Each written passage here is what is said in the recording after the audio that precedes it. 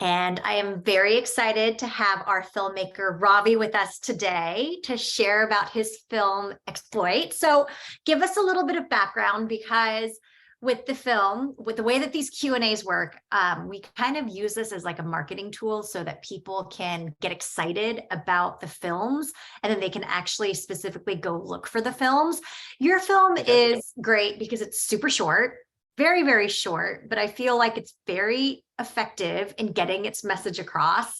So yeah, take it away. Let us know a little bit about the idea that went into this film and just what your aim was in creating this for us.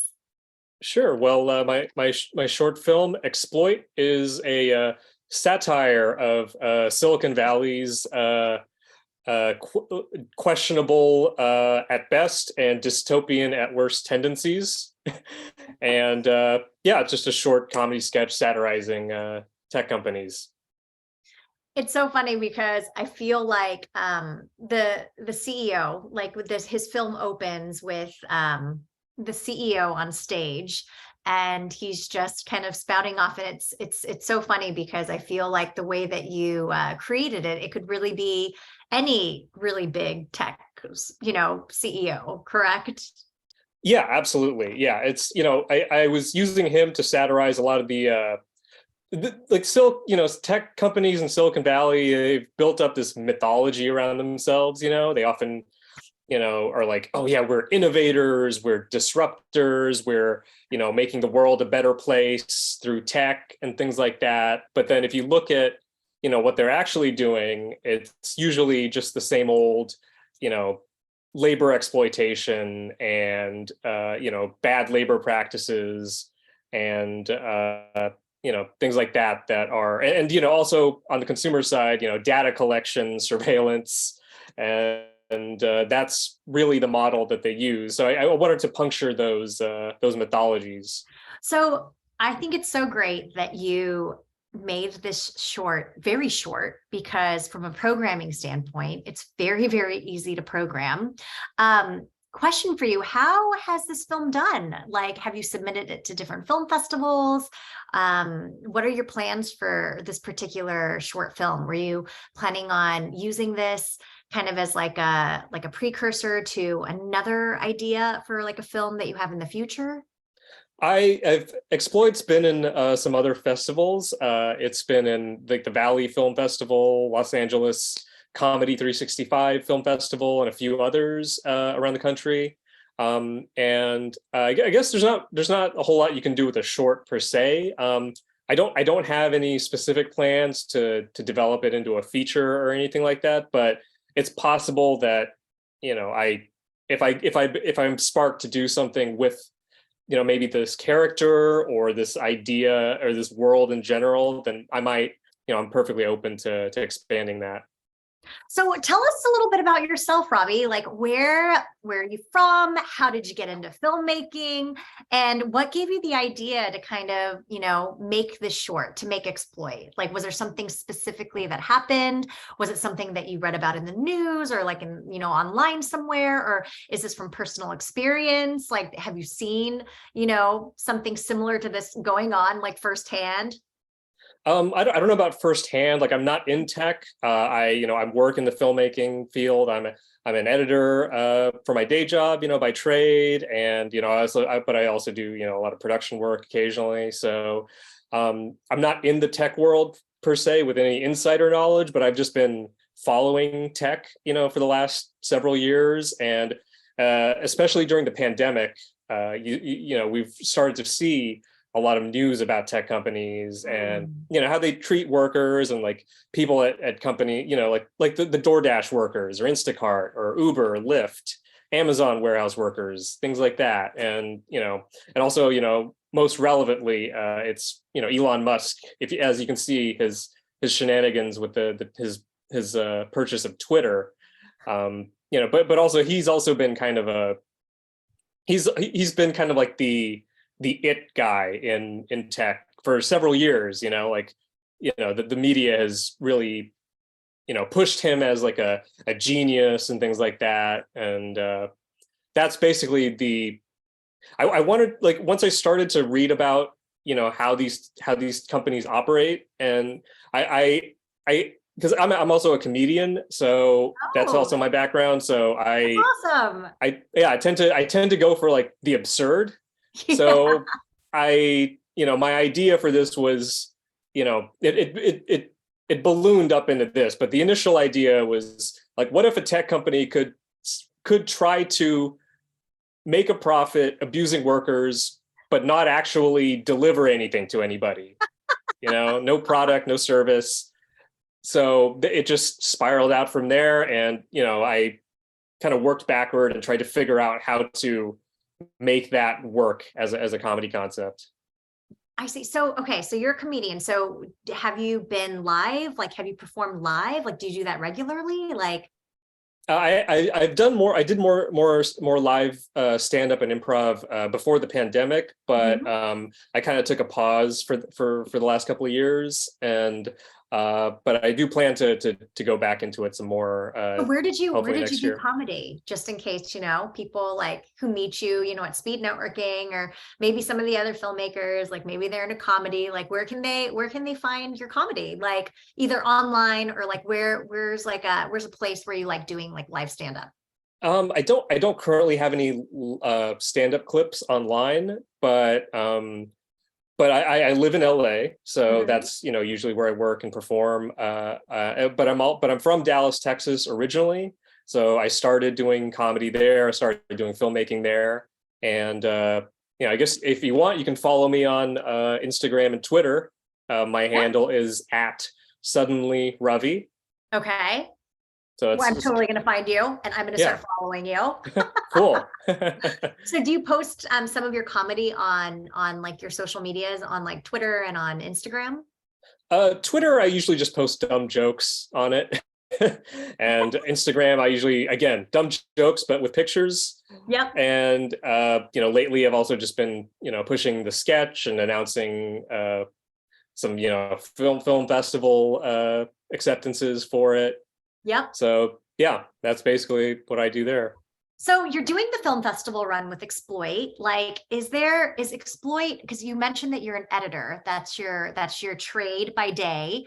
Hmm. So what other projects have you done in the past, or what other projects are you thinking about doing in the future?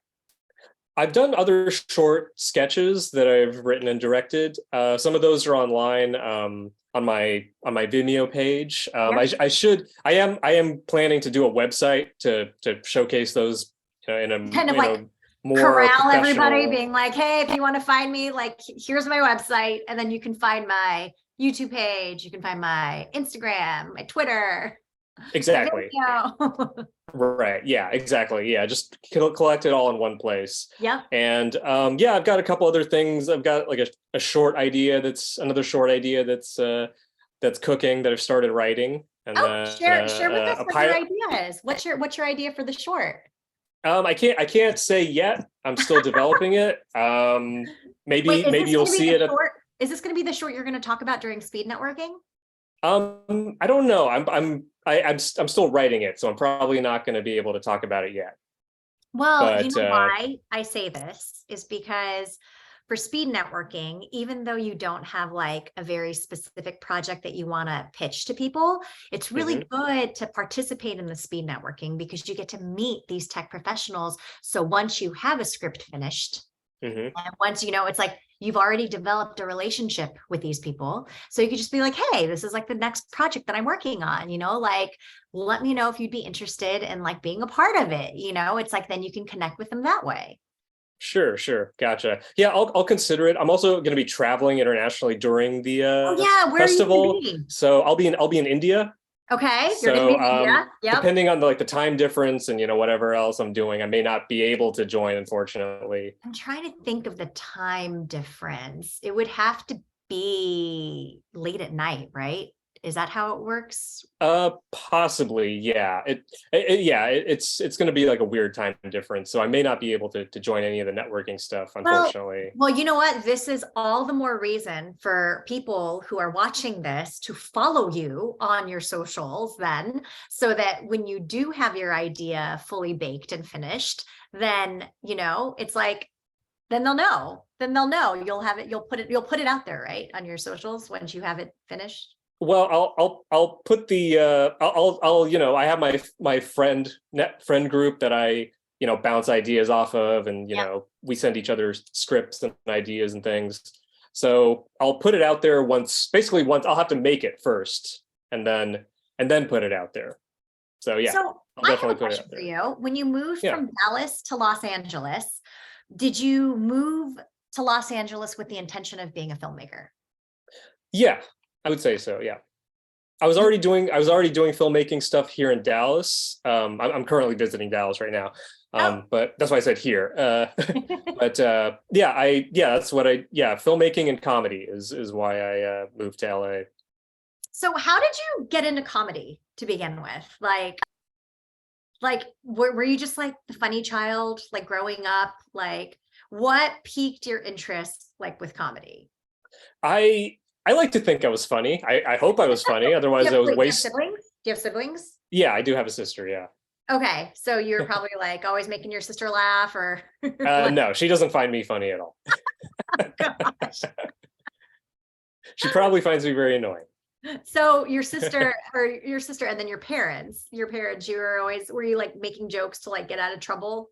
I don't know if I was necessarily like a big cut up like that, but Uh-huh. I feel like I was the funny one amongst my friend group. Uh-huh. Whenever, and among my friends, I thought I was always the funny one, or if I was, at work or whatever. And, I was always a big fan of comedy growing up since I was a little kid, watching, SNL and watching stand up and, all sorts of sitcoms and things like that. And it just, my interest grew from there. And I just, one day when I was in college, I signed up to do an open mic Oh because my gosh, so cool. yeah. And then, yeah, I loved it. And I just kept doing it. And But it's I so also like want to do comedy in like not just live performance, but I also love doing it in film too. And you know what? It's like I feel like I was speaking with some friends the other day, and we were just talking about how laughter truly is the best medicine for everything. And so I feel like Mhm. there is always going to be a demand for comedy films, especially here in the US. I know that comedy can be a little bit tricky when you're trying to like sell internationally, just because like things that are like funny tend to be a little bit different depending on like different cultures. But Right. especially within like the US, like how do you find your content? Like how do you find things that, do you look for things that are universally funny? Do you look for things that, like how, when you're putting together like your comedy like sketches, like what's your process behind that? Um, I I think I don't know if I even think about it in that conscious of a way. Like Uh-huh. I would say that the basic idea is that I just maybe something in real life will spark an idea, or like I'll kind of Hmm. I'll observe something and then like want to like magnify it by 10, to Yeah. make it even more absurd. But I do think that in general, like with whether it's comedic or not comedic, I think the specific is universal, if that makes Hmm. sense. Because if you try to make something appeal to everybody, it ends up appealing to nobody. No But one. Yes. if you're specific to, your experiences, then even other people that don't necessarily share that experience will relate to it on some level. Like, They'll find it humorous because yeah, it's real and they're like, oh my gosh, this really happened to somebody. Like, exactly. Yeah. Like if you watch, like, I think a good example of that is something like My Big Fat Greek Wedding. mhm.